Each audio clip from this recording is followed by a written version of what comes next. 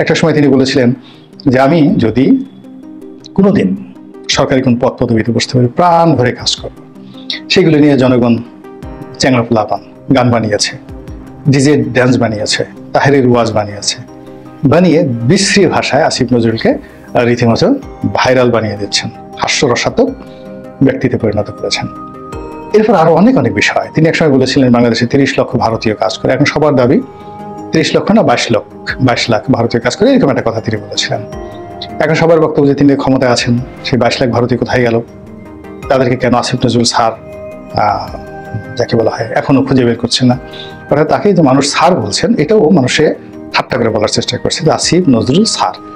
এবং আমি দেখলাম যে জনাব আসিফ নজরুল এই কয়দিনে মানে জনগণের ট্রল এবং বিভিন্ন কারণে তার চেহারা নষ্ট হয়ে গিয়েছে। সাধারণত পদ পদবিতে থাকলে এক ধরনের একটা জৌলুস আসে ভাব, তেল মাখন চর্বির সংমিশ্রণ দেখা যায় শরীরে।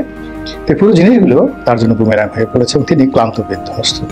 তিনি বেশ কয়েকবার ফেসবুকে এসে যে বক্তব্য দিয়েছেন সেগুলো ট্রলের শিকার। তিনি একবার বলেছেন যে তিনি দেশ ছেড়ে পালাবেন না, তিনি দেশেই আছেন এবং তার পালানোর গুজব বা বিদেশে চলে যাওয়ার যে গুজব এটা সম্পূর্ণ মিথ্যা। তো এগুলো নিয়ে মানুষজন ট্রল করছে, কেউ তার প্রতি সহানুভূতি দেখাচ্ছেন না। আবার অতি সম্প্রতি তিনি তার ফেসবুক পেজে এসে তিনি যে বক্তব্য দিয়েছেন যে তার নাম ভাঙিয়ে বা অন্য উপদেষ্টাদের নাম ভাঙিয়ে চাঁদাবাজি করা হচ্ছে। তো এটি নিয়ে ইউটিউবার থেকে শুরু করে সিনিয়র জুনিয়র রাজনীতিবিদ সবাই ভীষণ রকম ঠাট্টা করার চেষ্টা করছে। ও আচ্ছা, এই বুঝি, তো কিছু না কিছু বটে, কিছু না কিছু রটে, একেবারে কিছু না হলে এটা হয় কি করে, নিঃসন্দেহে কিছু না কিছু আছে, এরকম সবাই বলার চেষ্টা করছেন। আবার তিনি যে শব্দমালা ব্যবহার করেছেন, তিনি বলেছেন আমি এবং আমার সরকার। আমি বা আমার সরকারের কেউ কোন রকম অবৈধ কাজের প্রশ্রয় দিবে না। এই সমস্ত কাজ যারা করার চেষ্টা করছেন বা করছেন তাদেরকে আমি কঠোর হুঁশিয়ারি জানাচ্ছি। এখানে আমি এবং আমার সরকার, আমি এবং আমার, এই দুটো শব্দ it's not a good language. আপনি যখন সমবায় ভিত্তিতে এবং সকলের সঙ্গে মিলেমিশে কোনো একটি কাজ করতে চান তখন সেখানে যে ধরনের ভাষা ব্যবহৃত হয় সেখানে আমাদের শব্দটি সবচেয়ে অ্যাপ্রোপ্রিয়েট। তিনি যখন আমি বা আমার এটি বলতে যেটি বোঝায় এখানে অন্তত ক্ষমতার ক্ষেত্রে এখানে ওন মানে করে যেটা সেটা হলো ফ্যাসিজম।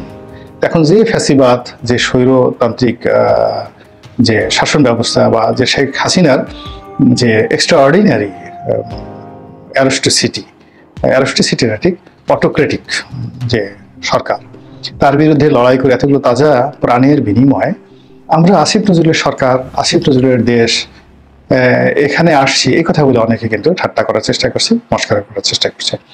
এখন তিনি হয়তো কথাগুলো বলেছেন একেবারে নিতান্ত ভদ্রলোক, স্বাভাবিকভাবে এত কিছু চিন্তা ভাবনা করে বলেননি, কিন্তু যেহেতু তাকে নিয়ে ট্রল হচ্ছে এবং ট্রল হওয়ার পরে লোকজনই তাকে নিয়ে এই তার যে ভালো একটা উদ্দেশ্য সেটাকেও মন্দ করে ফেলছে। এরপর তিনি বলছেন যে যে সকল চাঁদাবাজি হচ্ছে, যদি আপনার নামে কোনো চাঁদাবাজি হয়, আমার সাথে কারো ছবি আছে, এরকম ছবি দেখে যদি কেউ আপনার কাছে চাঁদা দাবি করে পুলিশকে খবর দিন এবং আমার ফেসবুকে সেটি পাঠিয়ে দিন, ইত্যাদি ইত্যাদি নানা কথা। এই কথা শুনে পুলিশ হাসছে এই কারণে পুলিশ তো এখন এইভাবে কাজ করছে না এবং এই উপদেষ্টারা যত বেশি বিপদে পড়বে এবং যত বেশি পুলিশ করবে, বাঁচাও বাঁচাও বাঁচাও বাঁচাও করবে, তত বেশি পুলিশের খুব আনন্দ হবে। তো তার এই কথা শুনে যে আসিফ নজরুলের সাহায্য করার জন্য পুলিশ এগিয়ে আসবেন, আবার চাঁদাবাজদেরকে ধরিয়ে দিয়ে আসিফ নজরুলকে উপকার করার জন্য মানুষ থানাতে যাবেন, এই পুরো বিষয়টা একটা অলীক কল্পনা। এবং সেই অলীক কল্পনার কারণে কি হচ্ছে, জনগণ রীতিমতো কান্না শুরু করেছে যে এতটা অধঃপতন কি করে হলো এত অল্প সময়ের মধ্যে। আমরা তো কখনোই কোনো মন্ত্রীকে, অতীতের কোনো এমপিকে এতটা অসহায় অবস্থায় দেখিনি যে কোনো মন্ত্রী এসে, এমপি এসে ফেসবুক লাইভে এসে বলেছেন, এমনকি ব্যারিস্টার সুমনও কখনো এই কথা বলেননি, এমনকি হিরো আলমও যে কথাগুলো কখনো বলেননি। সবাই যার যার মতো করে বিরক্ত দেখিয়েছেন ফেসবুকে এসে যে ইয়া করেঙ্গা ওয়া করেঙ্গা, তো আমি এত বড় হাতি, আমার বিশাল বুকের ছাতি, ইত্যাদি ইত্যাদি, কিন্তু নিজেকে কোনো অসহায় হিসেবে কান্নাকাটি করে নিজেকে কখনো উপস্থাপন করেনি। তো সেক্ষেত্রে জনাব আসিফ নজরুল একজন প্রাজ্ঞ আইনের শিক্ষক, তিনি কি করে তার এই দুর্বলতা বা দুর্বলতার বিষয়গুলো তিনি এসে পাবলিকলি ওপেন করে দিলেন। এটির কোনো রাজনৈতিক ব্যাখ্যা নেই, এটির আধ্যাত্মিক ব্যাখ্যা থাকতে পারে, এটির অন্য ভালো মানুষ ব্যাখ্যা থাকতে পারে, সাহিত্যিক বা সাংস্কৃতিক যে ব্যাখ্যা সেটা থাকতে পারে, কিন্তু রাজনীতিতে এটা একটা ব্ল্যান্ডার। তো যাই হোক, এখন ডক্টর আসিফ নজরুল আমি মনে করি সব দিক থেকে খুবই একটা খারাপ সময় পার করছেন। এর কারণটা হলো যে তিনি যে এসেছিলেন তাকে নিয়ে মানুষের স্বপ্ন ছিল অনেক অনেক বেশি, এবং তিনি মানুষকে স্বপ্ন দেখিয়েছিলেন সে দীর্ঘদিন ধরে।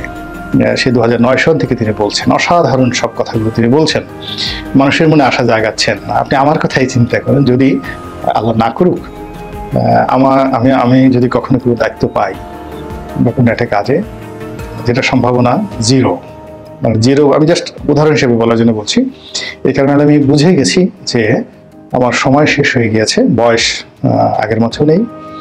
দ্বিতীয়ত, কাজ করা যেটা স্প্রেড বা একটা সময় পিরিয়ড, সেটাও আমার নেই।